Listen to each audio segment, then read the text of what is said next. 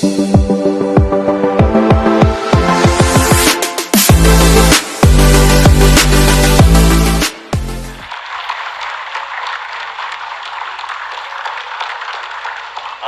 you for your introduction, Transportation Secretary Jimmy Bautista.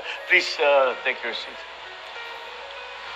The excellencies of the Diplomatic Corps, our National Security Advisor, Secretary Clarita Carlos, our Special Assistant to the President, Secretary Antonio Lagdameo Jr.,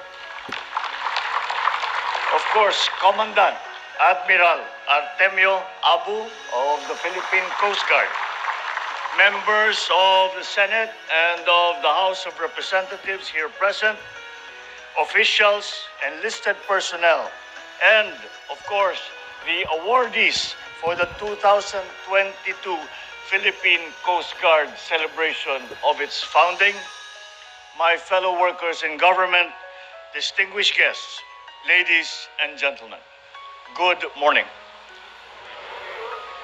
I am glad and honored to be in the presence of the brave men and women of the Philippine Coast Guard as we mark another year in its long and storied history. For 121 years, you have bravely performed maritime search and rescue operations, enforced maritime law, ensure maritime safety, maritime security, marine environmental protection, amongst others. It makes us very proud to see how far the Philippine Coast Guard has come as this country's oldest and only humanitarian armed service since the inception of the Philippine Coast Guard in 1901. I congratulate each and every one of you for this impressive record. The success speaks well of your loyalty, your perseverance, and also your triumphs in carrying out your mandates as you continuously evolve into a more reliable, relevant agency over the years in the future.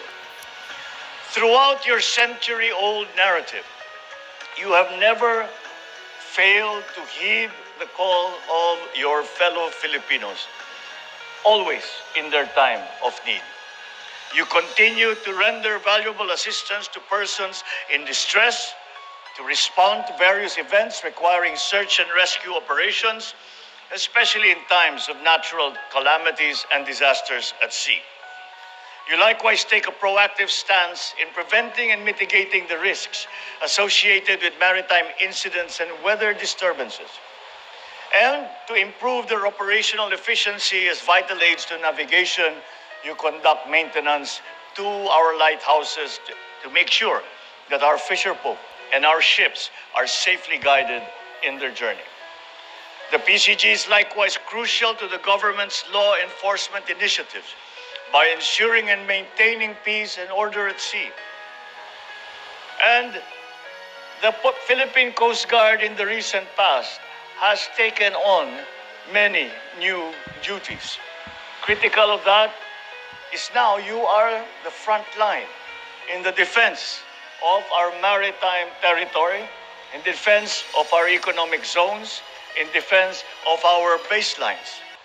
Although this may not have guard, you have nonetheless been performing that mission with honor, with skill, with dedication. And the rest of the government counts on you to continue that good work.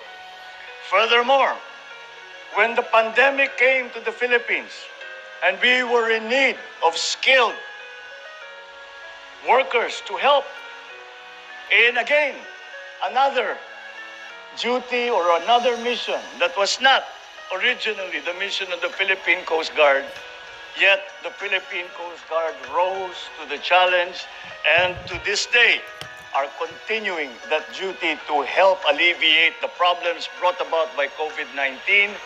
And in your duty and in your service, you have saved many, many lives. Once again, thank you for that service.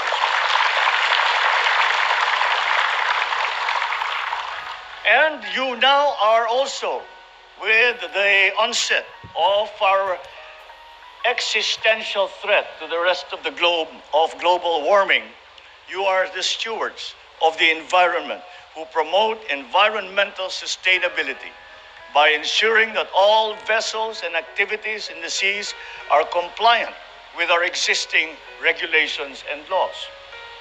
For all that you have done and that you continue to do, the entire Filipino nation is grateful. Ladies and gentlemen, they say that on our planet nothing is as vast and as deep as the oceans and seas that surround us. Yet as I stand here before you, begging to differ, for I see something else that runs much deeper and knows no borders, and that is your love and dedication and sense of duty to your country and your spirit of service. Today, we may navigate the uncharted waters of the post-pandemic world. Uncertainties loom, new challenges rise from these times. But let us stand strong as one archipelago, one nation, one republic against these turbulent tides. As you fulfill your duty, know very well that you will never sail as a lone body in these unsettling waters. The entire force of the Filipino people will fuel your voyages, aiding you in your mission as you brave our seas and make a difference in the lives of the people that you serve. As your leader, I assure you that this administration will always be behind you, supportive of your efforts and initiatives to modernize the Philippine Coast Guard, which will redound to the better delivery of service to the nation.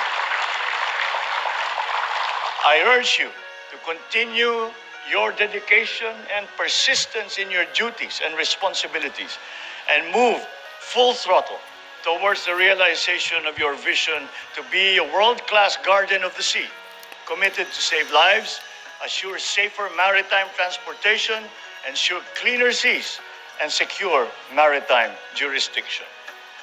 With the brave men and women of the Philippine Coast Guard guarding our shores, I'm confident that we will be able to steer our nation in a direction towards safer shores and ever onwards to a better, brighter, and more prosperous future.